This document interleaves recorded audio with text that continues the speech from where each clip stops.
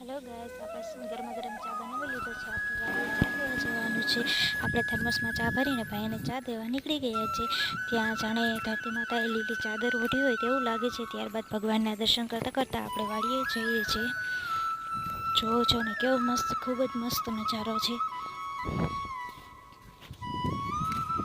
મારી વાડીનો રસ્તો સીધે સીધો છે, એટલે સીધે સીધું જવાનું છે આપણે વાડીએ. તમે આ ડુંગરને જાણતા હોય તો મને જરૂરથી કહેજો. ત્યારબાદ આ ફૂલ છે, તમે આ ફૂલનું નામ જાણતા હોય તો મને જરૂરથી કોમેન્ટ કરજો. ફૂલ ખૂબ જ સુંદર અને મસ્તના છે, જે મને ખૂબ જ ગમે છે. ત્યારબાદ આપણે વાડીએ પહોંચી ગયા છે. આપણી વાડીથી બહારનો નજારો આવો દેખાય છે.